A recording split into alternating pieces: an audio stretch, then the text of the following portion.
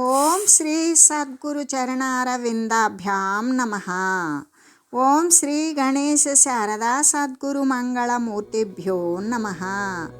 ఓం నమో భగవతే వేదవ్యాసాయ నమః. ఓం నమః ప్రణవార్థాయ శుద్ధజ్ఞానైకమూర్తయే నిర్మలాయ ప్రశాంతాయ దక్షిణామూర్తయే నమః. ఓం ఈశ్వరో గురురాత్మేతి మూర్తిభేద విభాగినే వ్యోమవద్వ్యాప్తదేహాయ దక్షిణామూర్తయే నమః.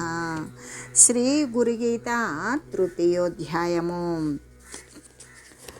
అయితే ప్రత్యక్షంగా కూడా మనకి అన్ని విధాలా కూడా మార్జాల కిశోర న్యాయము అనేటువంటిది మనందరికీ తెలిసినటువంటి విషయమే. ఏ విధంగా పిల్లి తన పిల్లల్ని మరి వాటి యొక్క జీవన విధానం అవి గడుపుకునేటువంటి వయసు దాకా పిల్లి ఇల్లు కూడా తన పిల్లల్ని తిప్పినట్లుగానే ఇక్కడ మార్జాల కిశోర న్యాయము అనేటువంటిది పిల్లి తన బాధ్యత వహిస్తుంది. అదే మర్కట కిశోర న్యాయము అనేది ఒకటి ఉన్నది. ఆ మర్కట కిశోర న్యాయము అంటే పిల్లి పిల్లలను మెడబట్టుకొని కరుచుకొని తీసుకొని ఎక్కడ దానికి సురక్షితమైన ప్రదేశం ఉంటుందో అక్కడికి చేర్చి రక్షిస్తుంది. అలా కాలం గడిపి వాటిని పోషిస్తుంది. అదే ఆ విధంగానే సద్గురుమూర్తులు అనేటువంటి వారు ఏం చేస్తారు అంటే శిష్యులను భద్రంగా సంరక్షిస్తూ భుక్తిని ముక్తిని కూడా ప్రసాదిస్తూ వాళ్ళకి గడపవలసినటువంటి జ్ఞానబోధను బోధిస్తూ ఉంటారు. అది ఇంకొకటి న్యాయం ఉన్నది, అది మర్కట కిశోర న్యాయము. మర్కటము అనేటువంటిది అంటే తల్లిది బాధ్యత లేదు, పిల్ల మాత్రమే తల్లి పొట్టను కరుచుకొని ఉండాలి. అది గోడలు దూకుతుంది, ఆ కొమ్మ మీద నుండి ఈ కొమ్మ మీదకి వస్తుంది, చెట్లు ఎంబడ బరిగెడుతుంది, ఎక్కడెక్కడో తిరుగుతుంది. ఈ విధంగా మర్కటం అంటే కోతి యొక్క పిల్ల కోతి పొట్టను కరుచుకుని ఉంటేనే ఆ కోతి పిల్లకి సురక్షం. అంతేకాని కోతి పిల్ల కనుక పొట్టు సడలిందా అది కింద పడిపోతుంది. కోతి ఏం చేస్తుంది, అది తిరగడం ఎగరడం అనేటువంటిది మానదు. కోతి పిల్లను అది పట్టుకొని ఎగరదు. ఎందుకు అంటే దాని పట్టుత్వం అంతా చేతులు కాళ్ళు అన్నీ ఆ కొమ్మలు ఆ గోడల మీద ఆ కొండలు ఆ రాళ్ళు ఆ గుట్టల మీద అది ఎగరాలి, ఆటికి పట్టుత్వం చిక్కాలి. అందుకని పిల్ల ఏం చేయాలి అంటే తల్లిని పొట్ట కరుచుకుని ఉండాలి. అప్పుడు పిల్ల తల్లి రెండు కూడా మరి వాటికి అనుకూలమైనటువంటి రీతిగా పోషింపబడతాయి. అలాగే ఇక్కడ సద్గురుమూర్తి కూడా మర్కట కిశోర న్యాయాన్ని అనుసరించినటువంటి గురువైతే గురువుని శిష్యుడు మాత్రమే పట్టుకొని ఉండాలి, వెంటను అనుసరించి ఉండాలి, ఇంటనో జంటనో ఉండాలి, విషయాన్ని తెలుసుకుంటూ ఉండాలి. ఎల్లప్పుడూ కూడా గురుదేవుని యొక్క స్థితిని గమనిస్తూ ఆయన యొక్క పద్ధతులను అనుసరిస్తూ ఆయన చేసేటువంటి జ్ఞానోపదేశాన్ని శ్రవణం చేస్తూ దాని ప్రకారం అనుసరిస్తూ ఎల్లవేళలా కూడా ఆ విధంగా చేరిస్తూ ఉన్నటువంటి వారే జ్ఞానలబ్ధి పొందుతారు. అంటే అక్కడ గురువుకు బాధ్యత లేదా అంటే ఉంటుంది, కానీ మొత్తం బాధ్యత శిష్యుని మీద వేసేస్తాడు సద్గురుమూర్తి. ఎందుకు, ఆయన పరమాత్మ తత్వాన్ని అంటి ఉంటాడు. అంటి ఉన్నప్పుడు ఆ వచ్చినటువంటి బోధ ద్వారా ఆ శిష్యులను ఉద్ధరిస్తాడు, కానీ వారి యొక్క సంరక్షణ భారమంతా కూడా తను మొయ్యడు. అంటే బాధ్యత అక్కడ ఎవరిది అంటే గురువును వెంటనంటే గురువును పట్టుకొని గురువు యొక్క పద్ధతిని అనుసరించి వాడు తరించాలి, కానీ అక్కడ గురువు బాధ్యత తీసుకోడు. అది మర్కట కిశోర న్యాయం. అదే మార్జాల కిశోర న్యాయం అయితే పిల్లను ఏ విధంగా వెంటబెట్టుకొని ఇల్లు తిప్పుతుందో పిల్లి, అలాగే ఈ శిష్యుణ్ణి కూడా గురుడు ఆశ్రమాలని మరి పుణ్యక్షేత్రాలని పుణ్యతీర్థాలని మరి తపస్సు ప్రాంతాలని అడవులని ఇటువంటివన్నీ కూడా తిప్పి వాటిల్లో కూడా అనుభవాన్ని గడింపజేస్తూ ప్రతి ఒక్క విషయాన్ని తట్టుకోగలిగేటట్లు చేయగలిగి మరి జ్ఞానాన్ని ఉపదేశిస్తూ వాడిని తరింపజేసేటువంటి బాధ్యత సద్గురుమూర్తి మార్జాల కిశోర న్యాయం ద్వారా జరుపుతాడు. అదే మర్కట కిశోర న్యాయం అయితే సద్గురువును వాడు పట్టుకొని తరించాలి. ఈ విధంగా ఉంటుంది. అందుకు కాబట్టి నిరంతరము కూడా సంరక్షిస్తూ ఉన్నటువంటి అంటే మార్జాల కిశోర న్యాయాన్ని అనుసరించే నిరంతరము కూడా మనల్ని రక్షించేటువంటి శ్రీ సద్గురుదేవుడే కదా సాక్షాత్ మహేశ్వర స్వరూపుడు. అందుకని కళ్యాణకారకమైనటువంటి శివ మహామంత్రములాగానే గురు అనేటువంటి మహామంత్రం కూడా మరి ఎవరైతే గురువుని ఆశ్రయించి అనుసరించి అనుసరిస్తూ ఉన్నారో వారిని తరింపజేసేటువంటి మంత్రమై ఉంటుంది, వారిని రక్షింపజేసేటువంటి మంత్రమై ఉంటుంది. ఆ విధంగా భక్తులను తరింపజేస్తుంది. అంటే సప్తకోటి మహామంత్రాలు కూడా చిత్తాన్ని చెరుస్తాయి, చిత్తాన్ని చెడగొడతాయి, చిత్తభ్రమణ కలిగిస్తాయి అనేటువంటి వాని చేత ఇక జ్ఞానలేశము అనేటువంటిది ఎప్పటికీ లభించదు కదా. చిత్త చాంచల్యం వచ్చింది, జ్ఞానము అనేటువంటిది ఉంటుందా? కొంచెం కూడా రాదు. జ్ఞానం లేని కారణము చేత వానికి శాంతి లభించదు. అందుకు కాబట్టి గురు అనేటువంటి ఈ 2 అక్షరాల మంత్రం మాత్రమే చిత్తశాంతిని కలిగిస్తుంది. అంటే గురువు అనేటువంటి మంత్రమా, గురువు బోధించేటువంటి విషయమా, రెండూ కూడాను గురువు యొక్క విగ్రహము, మూర్తిమంతము, మరి గురువు యొక్క వాక్కు అది ఆదేశ అనుసరణీయము. మరి అంతేకాదు, ఇంకా గురువు యొక్క బోధ, శ్రద్ధతో కూడినటువంటి శ్రవణము, ఈ విధంగా చేసినటువంటిది ఎల్లప్పుడూ కూడా చిత్తశాంతిని కలిగిస్తుంది, జ్ఞానాన్నే ప్రసాదిస్తూ ఉంటుంది. అంటే తరించేటువంటి వారికి ఒకే మంత్రం, అదేంటి? లక్ష్యార్థము. తన యొక్క లక్ష్యాన్ని, ఆ లక్ష్యం యొక్క అర్థాన్ని చేర్పింపజేసేటువంటి ఒక్క మంత్రమే సరిపోతూ ఉంటుంది. అందువలన ఈ విధంగా చెప్పారు అని చెబుతూ, అంతేకాదు లోకంలో పరమా ఆనందాన్ని ఇచ్చేటువంటిది కేవలము శ్రేష్టాతి శ్రేష్టమైనది, గొప్పది, మహనీయమైనది అయిన తత్వము శ్రీ గురుతత్వమే అయ్యున్నది. ఎందుకు అంటే శ్రీ గురుతత్వం అంటే ఏమిటి అంటే ఆ పరమాత్మ స్వరూపమే శ్రీ గురుతత్వం. నిత్యము, సత్యము, శాంతివంతమైనది, శాశ్వతమైనది. అటువంటి ఆ గురుతత్వమే కాబట్టి ఓ మహాదేవి, పరమేశ్వరుడు ఇంకా మహాదేవిని సంబోధించి ఇలా చెప్తూ ఉన్నాడు, ఓ మహాదేవి, ఓ పార్వతి, దీనిని గురించి విను.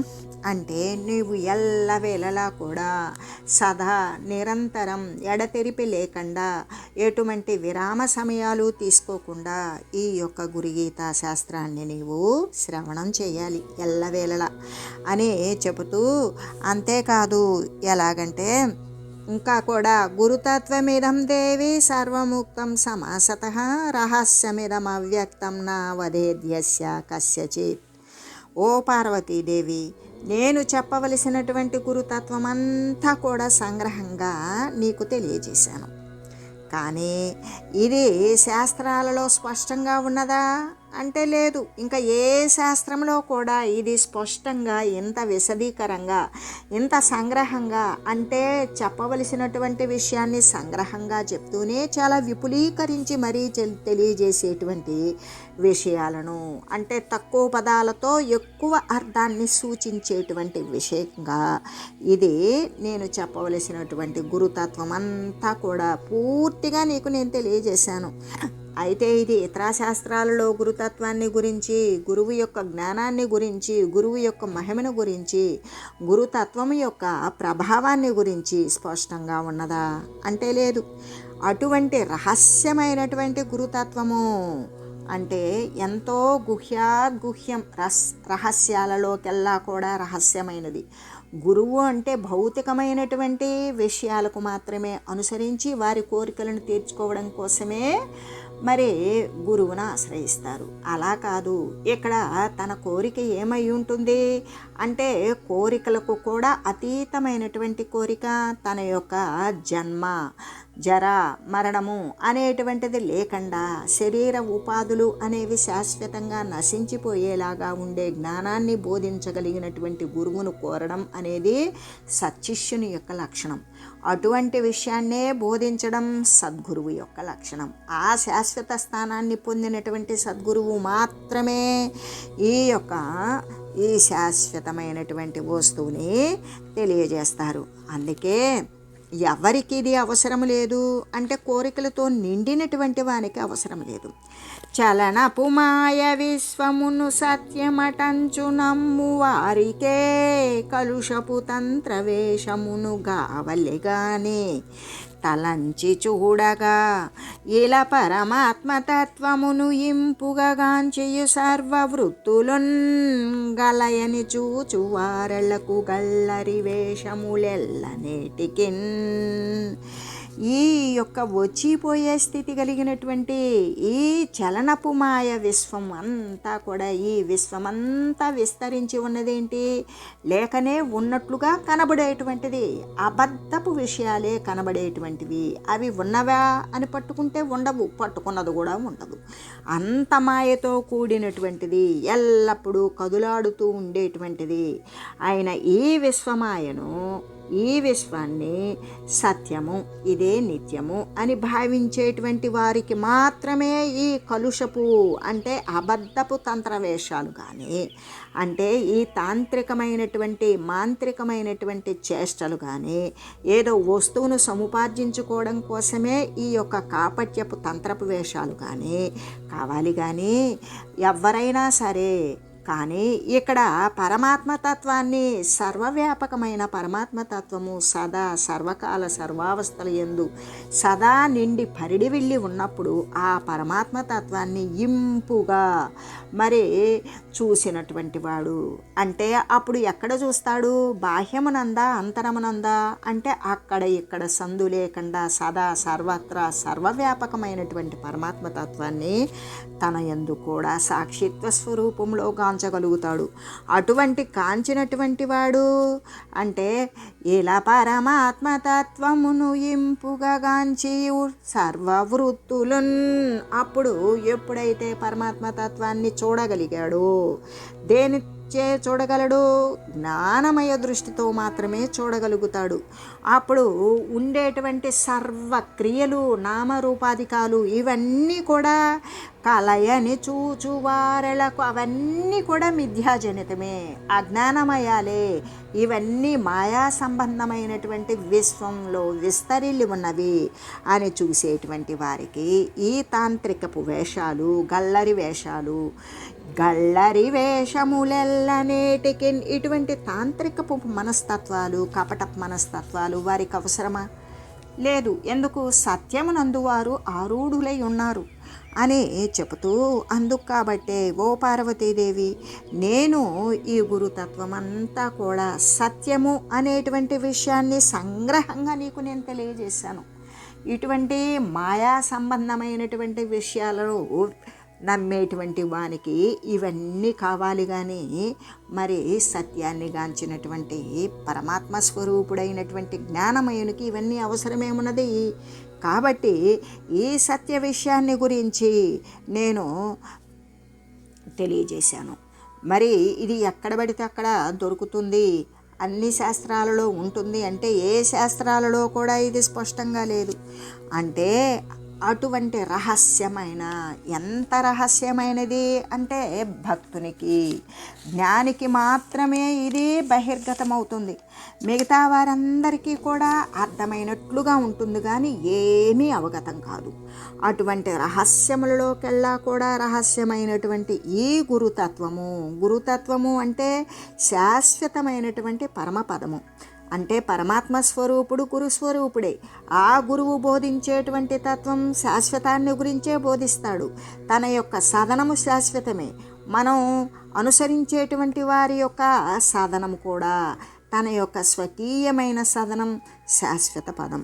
ఆ శాశ్వతమైనటువంటి తత్వాన్ని నీ ముందు నేను విశదంగా తెలియజేశాను.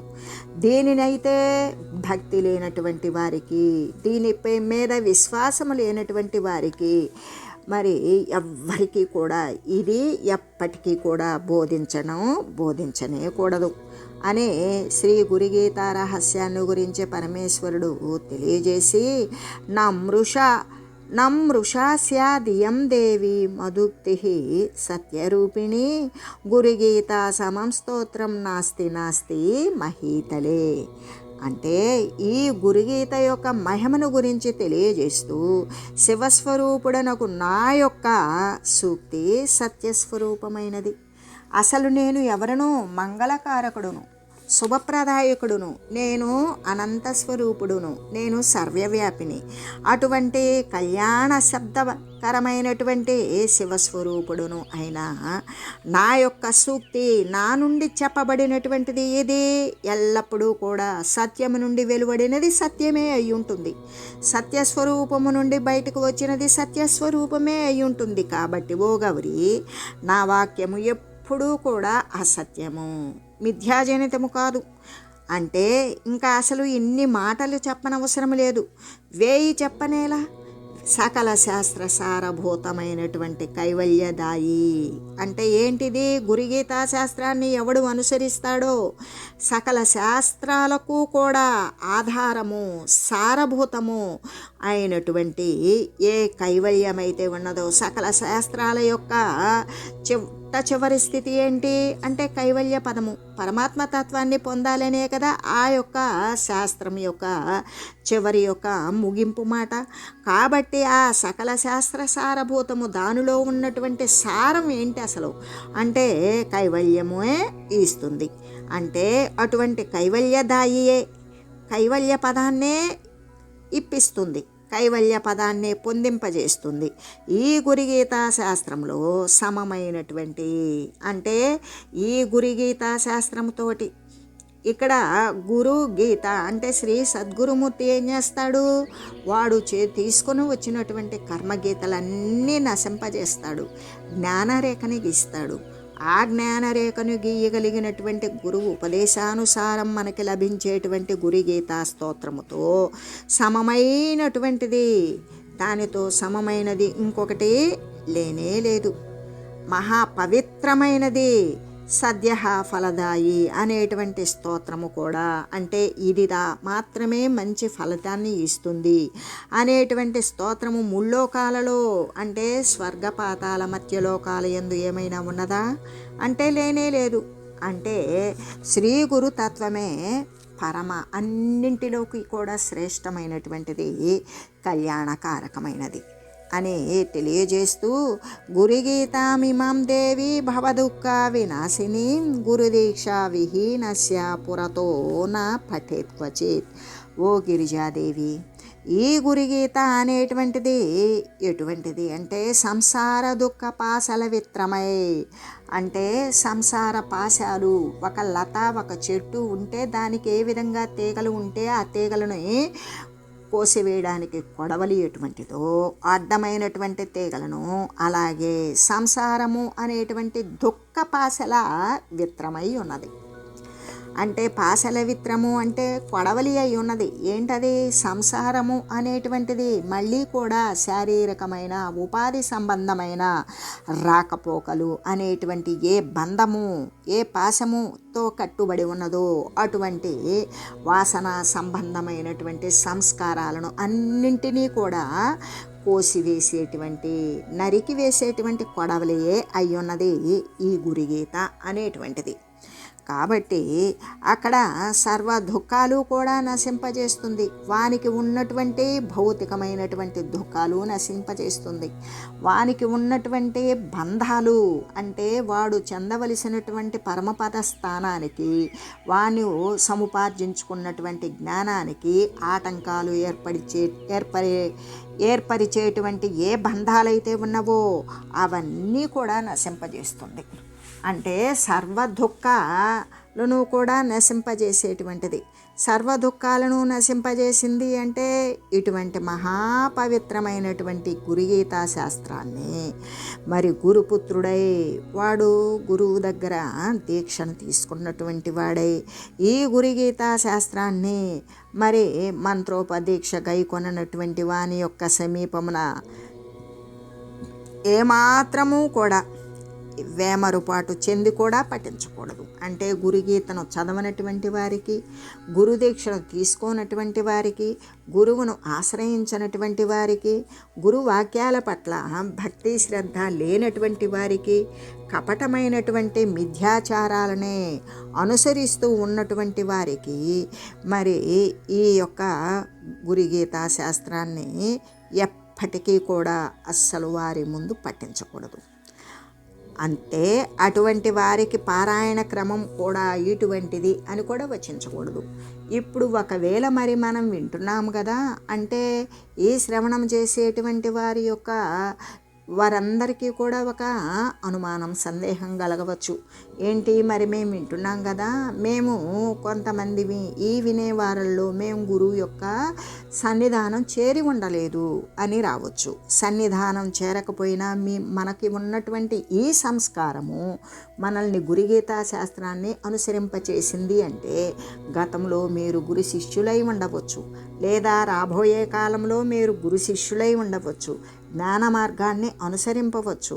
మీరు మోక్షతత్వాన్ని పొందడానికి మీ మార్గాన్ని మీరు పదిలం చేసుకొని జ్ఞానదాయి అయిన శ్రీ గురుగీతని పఠిస్తూ శ్రవణం చేస్తూ ఉన్నటువంటి దీని ద్వారా కూడా మీ యొక్క సంస్కారాలు, కోరికలు అనేటువంటివి నశించిపోయి జ్ఞానము అనేటువంటిది మళ్ళీ కూడా ఉదయించి వివేకము అంటే సత్యమైనది అసత్యమైనది కూడా తెలుసుకొని అసత్యమైన దానిని వదిలివేసుకొని సత్యమైనటువంటి విషయం కోసం మరి ప్రయత్నించేటువంటి కొనసాగేటువంటి విషయం ఈ గురుగీత విన్నటువంటి వారి యందు కూడా కలగవచ్చు. అటువంటి సంస్కారాన్ని, అటువంటి పుణ్యపదాన్ని కలగజేస్తుంది ఈ గురుగీత క్రమం. కాబట్టి ఈ గురుగీత క్రమం అనేటువంటిది, ఈ పారాయణ క్రమం అనేటువంటిది ఆ భక్తి లేని వారికి, విశ్వాసం లేని వారికి, అవజ్ఞ చేసేవారికి, గురువులను విమర్శించేవారికి మరి